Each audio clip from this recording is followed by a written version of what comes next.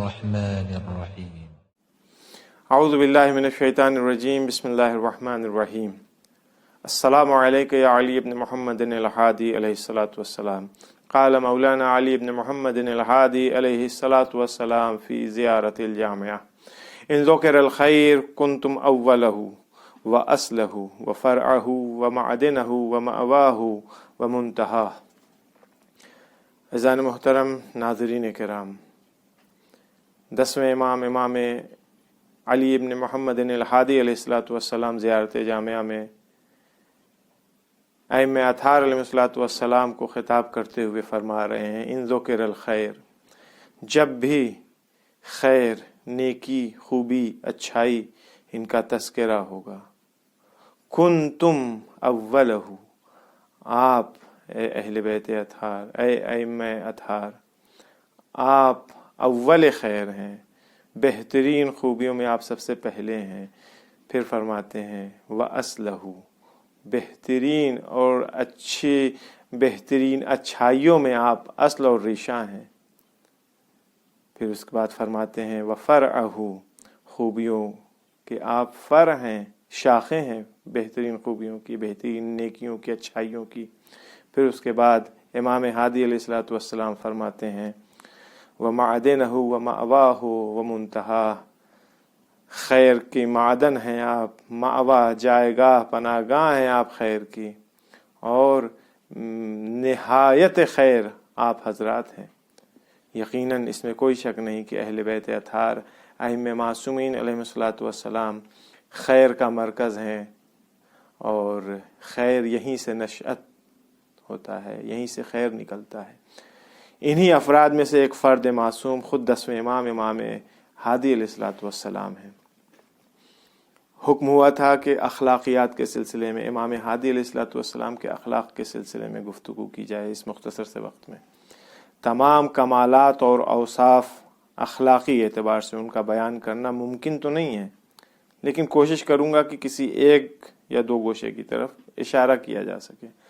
دیکھیے، اگر ہم ان کے فالوور ہیں، ہم ان کو فالو کرتے ہیں، یہ ہمارے امام ہیں، ہم ان کے چاہنے والے ہیں، تو محبت کا اور اتباع اور پیروی کا تقاضا یہ ہے کہ ہم ان کی کہی ہوئی باتوں کے اوپر عمل کریں، ان کے رفتار، ان کے گفتار، ان کے کردار، ان کی سیرت کو اپنے لیے آئیڈیل بنائیں۔ صرف زبانی لقلقہ نہ ہو، بلکہ عملی میدان میں ہم آئیں اور ان کے اوپر عمل کریں، ان کو حقیقت میں فالو کریں۔ جس دن ہم حقیقت میں انہیں فالو کرنے لگیں گے، اس دن ہم کمال انسانیت کے اوپر فائز ہو جائیں گے۔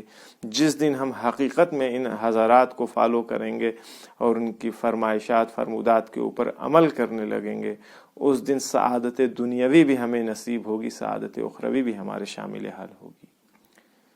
امام ہادی علیہ الصلاۃ والسلام کے اخلاق میں سے ایک خاص خصوصیت جو ان کی تھی، وہ ان کا حلم، بردباری، جسے آپ صبر کہہ لیجئے، تحمل کہہ لیجئے، برداشت کرنے کی طاقت کہہ لیجئے۔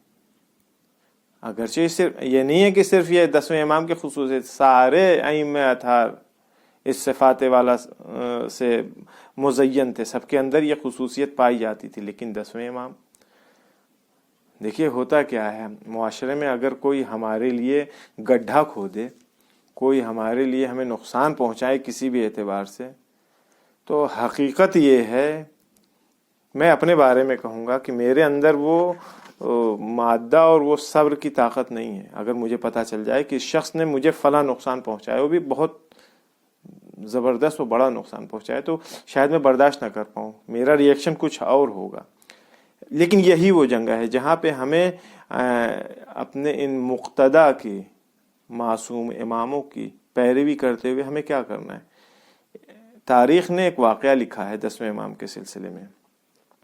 پھر دیکھیے کردار، دونوں کردار کو ملائیے گا، پھر اس سے جو کیا نتیجہ نکل رہا ہے وہ دیکھیے، اور پھر ہمیں کیا سیکھنا ہے اس سے، یہ بات ایک دم کلیئر ہو جائے گی۔ تاریخ نے لکھا ہے کہ بریحہ عباسی نام کا ایک شخص تھا، عباسی خلافت کی طرف سے یہ مکے اور مدینے میں پیش نماز تھا، دونوں شہر کا پیش نماز تھا۔ کیسے پڑھاتا تھا مجھے نہیں معلوم، لیکن اس کے پاس مکے کی بھی پیش نمازی تھی اور مدینے کی بھی تھی۔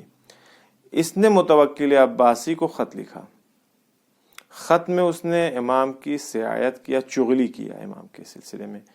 لکھتا ہے متوکل کو کہ اگر چاہتے ہو کہ مکے اور مدینے کے اوپر تمہارا قبضہ برقرار رہے، تم چاہتے ہو مکے اور مدینے کو اپنی حکومت میں شامل رکھو، تو علی ابن محمد کو فوراً ملک بدر کر دو، شہر بدر کر دو، جلا وطن کرو انہیں. ایک بار نہیں، بارہا اس بات کو اس نے خط کے ذریعے متوکل کو گوشزد کیا، متوکل سے اس بات کو بارہا خط میں اس نے تذکرہ کیا. نتیجہ یہ ہوا کہ متوکل نے امام کو مجبور کیا کہ امام مدینے سے، اپنے جد کے مدینے سے، مدینۃ الرسول کو خیر آباد کہیں، خدا حافظ کہیں، اور وہاں سے سامرہ کی طرف امام مجبور ہوئے جانے کے لیے. جب امام مدینے سے سامرہ جا رہے تھے تو ساتھ میں یہ بریحہ بھی موجود تھا ان کے. بیچوں بیچ راستے میں ایک جگہ اس نے امام سے خطاب کر کے کہا کہ آپ کو معلوم ہے کہ آپ جا رہے ہیں مدینے سے سامرہ کی طرف، اس کا بانی میں ہوں. میں نے متوکل کو مجبور کیا کہ وہ آپ کو ملک بدر کرے، شہر بدر کرے، جلا وطن کرے.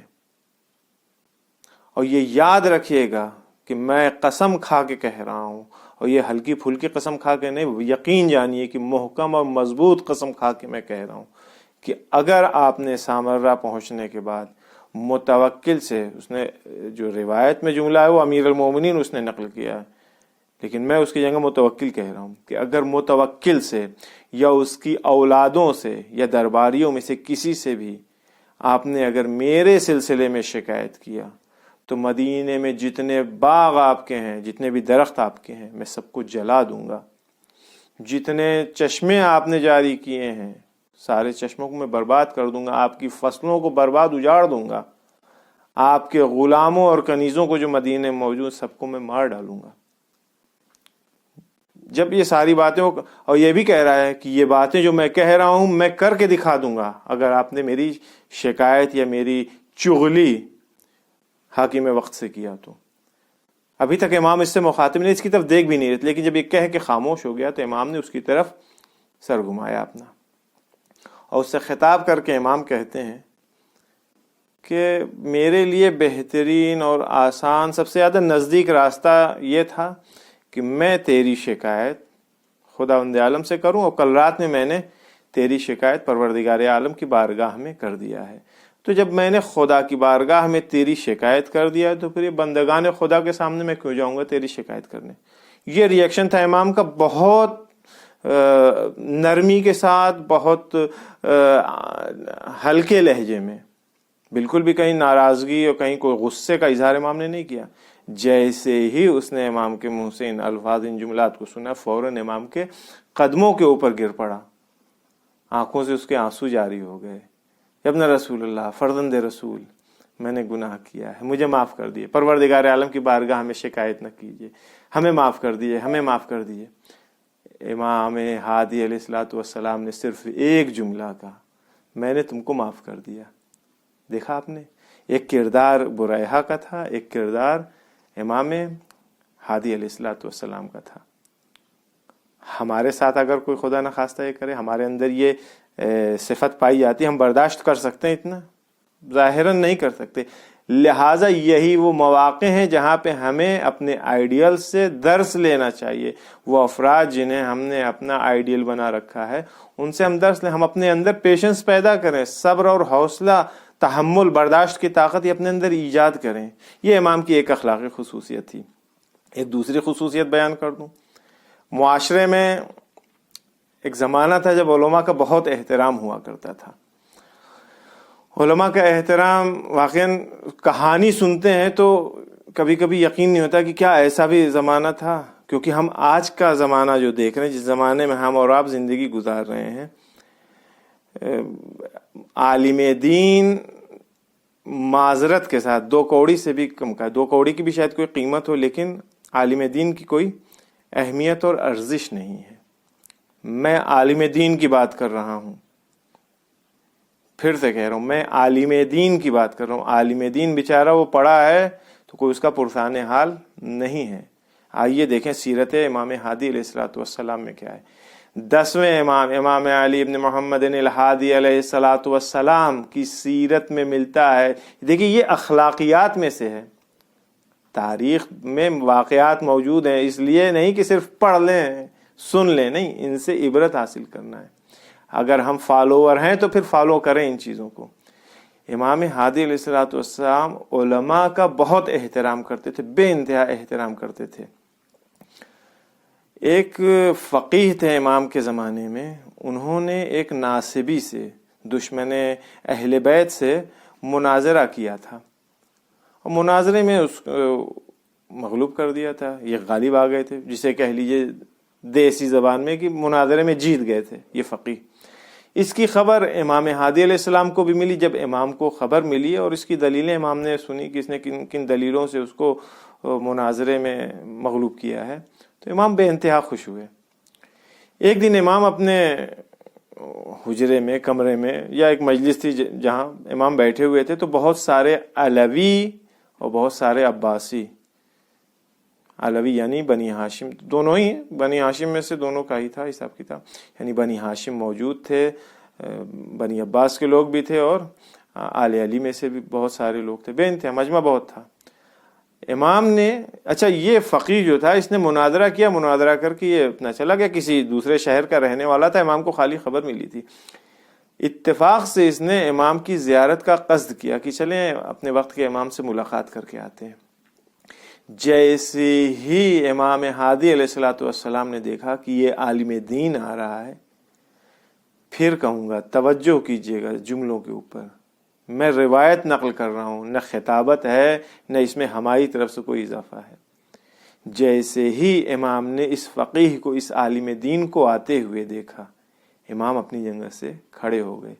किसके एहतराम के लिए? एक आलिम दीन के एहतराम के लिए। न ये कि सिर्फ खड़े हुए, बल्कि आगे बढ़ करके उसका इस्तकबाल किया, उसको ले करके आए सदर मजलिस में, जहाँ खुद बैठते थे वहाँ अपने बगल में बिठाया, उससे बहुत, जिसे कहिए दिल लगा करके अपनायत के साथ गुफ्तगू कर रहे थे। जाहिर सी बात है, जब ये बुजुर्गान देखेंगे कि हो हम तो इतनी बड़ी शख्सियत, हम इतने बड़े ख़ानदान के, हम फलां, और हम तो यहाँ बैठे हुए थे, हमसे तो इस तरह से ट्रीट नहीं किया इमाम ने, तो नाराज़ तो होना ही था। बर्दाश्त नहीं हो पाया इन हज़रात को, अलवी हज़रात और जो बनी अब्बास के अफराद थे, तो इन्होंने फ़ौरन एतराज़ किया, फ़र्जंद रसूल इब्न रसूलुल्लाह, आपने जो है एक गैर सादात को, एक यानी बेहसब व नसब शख्स को हम लोगों के ऊपर तरजीह दे दिया है, हम लोगों के ऊपर मुकद्दम कर दिया है आपने।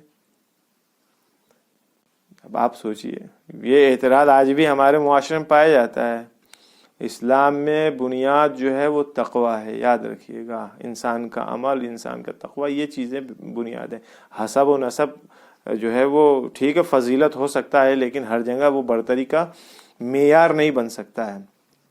इमाम अलैहिस्सलातु वस्सलाम ने कुरान की आयत की तिलावत फरमाया और इमाम कहते हैं कि कुरान को हकम बना लिया जाए, कुरान से फैसला कर लिया जाए, क्या कहते हो तुम लोग? सबने एक आवाज़ में कहा, जी फर्जंदे रसूल, जैसा आप फरमाइए। इमाम अलैहिस्सलातु वस्सलाम ने एक आयत की तिलावत फरमाई, गालिबन सूरह मुजादिला की 11 नंबर की आयत है। अलम तरा इलल्लज़ीना ऊतू नसीबम मिनल किताब यदऊना इला किताबिल्लाहि लियहकुम बैनहुम सुम्मा यतवल्ला फरीकुम मिनहुम वहुम मुअरिदून। जब इमाम कहते हैं कि कुरान को हम हकम बना लें, क्योंकि ये इस आयत की तिलावत इमाम ने किया था कि खुदावंद आलम ने कुछ लोगों के ऊपर, जिनके ऊपर किताब, आसमानी किताब का एक हिस्सा उनको दिया था, फिर उनको बुलाया कि आओ कुरान तुम्हारे लिए क़ज़ावत करेगा, फैसला करेगा तुम्हारे दरमियान में से। उसमें कुछ लोग थे जो कुरान नहीं बढ़े आसमानी किताब की तरफ कि नहीं, हमको इसका फैसला मंजूर नहीं है। तो इमाम ने कहा कि इन लोगों में से न हो, फैसला कुरान का कबूल करो, कहाँ करेंगे? तो इमाम फरमाते हैं, कुरान की तिलावत की इमाम ने आयत की, सूरह मुजादिला की 11 नंबर की आयत की, या अय्युहल्लज़ीना आमनू इज़ा क़ील लकुम तफ़स्सहू फ़िल मजालिस। है लोगों, या वो लोग जो ईमान लेकर के आए, जब तुमसे कहा जाए कि मजलिस में, यानी वो जगह जहाँ बैठे हो, इज्तिमा की जगह, वहाँ पे वुसअत ईजाद करो लोगों के लिए, फ़फ़्सहू, تو تم وہاں پہ دوسروں کے لیے جگہ بناؤ تاکہ دوسرے بھی وہاں بیٹھ سکیں، وسعت ایجاد کرو. یفسح اللہ لکم، اس کا نتیجہ کیا ہوگا؟ تاکہ خداوند عالم تمہارے لیے بہشت میں وسعت قرار دے. یہ آیت کے پہ ایکسٹینشن میں اس کے ادامے میں ہے. پھر امام فرماتے ہیں والذین اوتوا العلم درجات، اب وہ لوگ جو صاحبان علم ہیں ان کے درجات ہیں، خداوند عالم ان کو بلندی عطا کرتا ہے، درجات بالا تر درجات عطا کرتا ہے. یہ آیت امام نے کہا. پھر امام علیہ الصلوۃ والسلام نے کہا کہ خداوند عالم نے جس طرح سے غیر مومن کے اوپر مومن کو فوقیت دی ہے، ترجیح دی ہے، جس طرح سے مومن عالم کو غیر مومن عالم کے اوپر، یا مومن عالم کو صرف مومن کے اوپر، یعنی غیر عالم جو مومن ہے صرف اس کے اوپر فوقیت دی ہے. تو اس میں تم لوگ کیا اعتراض کر سکتے ہو؟ مگر خداوند عالم نے جس طرح سے دیا وہی کام تو میں نے بھی کیا ہے. میں نے بھی ایک عالم کو احترام کی نگاہ سے دیکھا، ایک عالم کا احترام کیا ہے. مگر خداوند عالم نہیں کہہ رہا ہے کہ والذین اوتوا العلم درجات، کہ جو صاحبان علم ہے، جو عالم ہے، ان کے درجات بلند ہیں. بالآخر خداوند عالم ان کے درجات کو بالا لے جائے گا، بہت زیادہ بڑھائے گا، بلند کرے گا ان کے درجات کو. پھر فرماتے ہیں کہ قرآن میں مگر موجود نہیں ہے کہ هل يستوي الذين يعلمون والذين لا يعلمون، کہ وہ جاہل اور عالم کیا دونوں برابر ہو جائیں گے؟ نہیں. یہ ساری باتیں امام نے جب کہی ہیں تو جتنے وہاں پہ افراد تھے تقریباً سب خاموش ہو گئے، ایکسپٹ کر لیا سب نے. لیکن ان میں سے ایک بنی عباس کا ایک شخص تھا، وہ امام کی ان باتوں سے قانع نہیں ہوا. اس نے کہا فرزند رسول، آپ نے جو ہے ہمارے نہ نسب کا خیال کیا، نہ ہماری سیادت کا خیال کیا، نہ آپ نے ہمارے مقام و منصب کا خیال کیا، آپ نے اس معمولی آدمی کو ہمارے اوپر ترجیح دے دیا ہے. میں آپ کی ان باتوں کو نہیں مانتا. تو اب یہ وہ مقام تھا جہاں پہ امام آتے، اس کے سامنے قرآن کی دلیلیں لے آتے اور دوسری گفتگو کرتے، تو اس کے سمجھ میں آنی نہیں تھی. ایسی ہی جگہ کے لیے ہے کہ جو حکم دیا گیا ہے نا اسلام یا ائمہ اطہار، روایات میں موجود یہ چیز کہ ائمہ اطہار کا طریقہ یہ تھا کہ کلم الناس علی قدر عقولہم، کہ لوگوں کی عقل کے اعتبار سے ان سے صحبت کرتے تھے، گفتگو کرتے تھے. قرآن کیا کہتا ہے وجادلہم باللتی ہی احسن.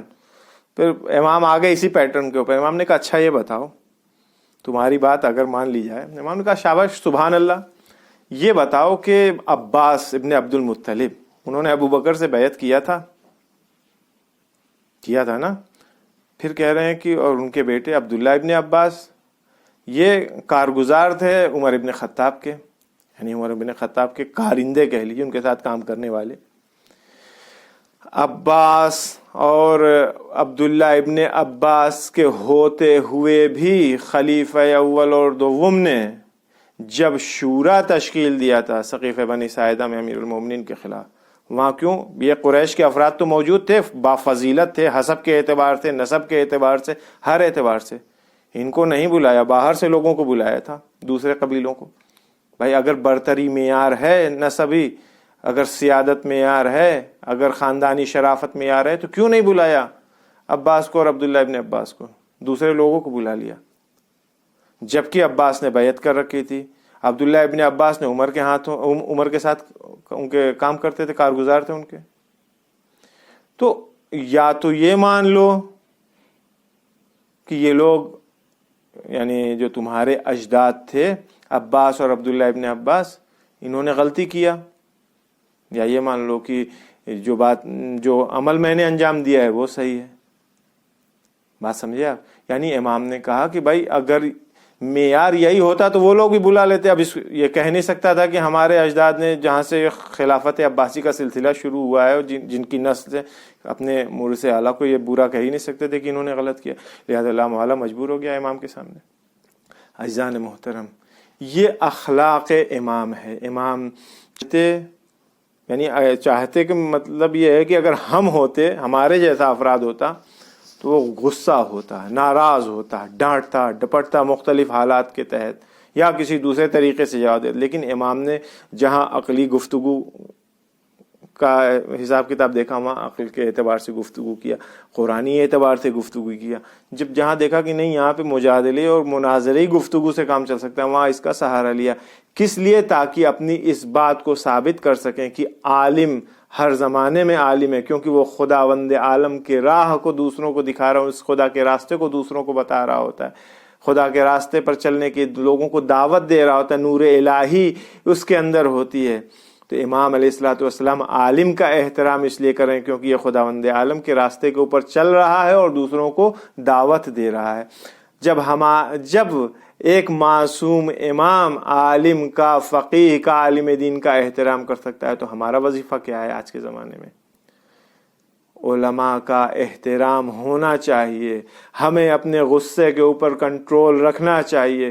معصوم نہیں ہے کوئی، میں کسی کا دفاع نہیں کر رہا ہوں، کوئی بھی آدمی میرے ذہن میں نہیں ہے، لیکن کلی اعتبار سے اگر ہمارے ساتھ کسی نے برائی کیا ہے تو ہم اس کا جواب اچھائی سے دیں۔ اہل بیت اطہار کی سیرت یہی ہے، ان کا طریقہ یہی ہے۔